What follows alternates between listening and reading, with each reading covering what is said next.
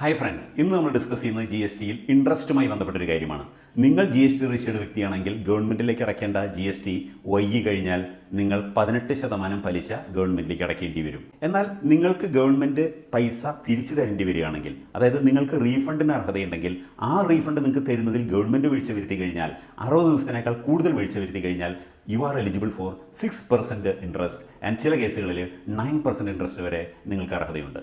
അതുപോലെ തന്നെ നിങ്ങൾ ഒരു അപ്പീൽ ഫയൽ ചെയ്യാനായിട്ട് പ്രീ ഡെപ്പോസിറ്റ് കിട്ടിക്കഴിഞ്ഞാൽ ആ പ്രീ ഡെപ്പോസിറ്റ് നിങ്ങൾക്ക് തിരിച്ചു തരേണ്ടി വരികയാണെങ്കിൽ എന്നാണോ നിങ്ങൾ പ്രീ ഡെപ്പോസിറ്റ് നടത്തിയത് അന്നു മുതൽ റീഫണ്ട് തരുന്നത് വരെ നിങ്ങൾക്ക് 6% ഇൻട്രസ്റ്റിന് അർഹതയുള്ളതാണ്. അപ്പോൾ എപ്പോഴും ശ്രദ്ധിക്കുക, ഗവൺമെൻറ് നിങ്ങളിൽ നിന്ന് ടാക്സ് ഇൻട്രസ്റ്റ് കളക്ട് ചെയ്യുന്ന പോലെ തന്നെ ഗവൺമെൻറ്റിൻ്റെ ഭാഗത്ത് നിന്ന് വീഴ്ച വരികയാണെങ്കിൽ നിങ്ങൾക്ക് ഇൻട്രസ്റ്റ് തീർച്ചയായിട്ടും ചോദിച്ചു വാങ്ങാവുന്നതാണ്. 60 ദിവസത്തിനുള്ള മേലെ പോയി കഴിഞ്ഞാൽ 60 ദിവസത്തിന് ശേഷമുള്ളതിനും പ്രീ ഡെപ്പോസിറ്റ് ചെയ്യുന്ന കേസിലാണെങ്കിൽ പ്രീ ഡെപ്പോസിറ്റ് ചെയ്ത ഡേറ്റ് മുതലും നിങ്ങൾക്ക് ഇൻട്രസ്റ്റിന് അർഹതകളാണ്. ഇത് നിങ്ങൾക്ക് ഇഷ്ടമായി എന്ന് വിചാരിക്കുന്നു. അടുത്തൊരു എപ്പിസോഡിൽ വീണ്ടും കാണാം. നന്ദി.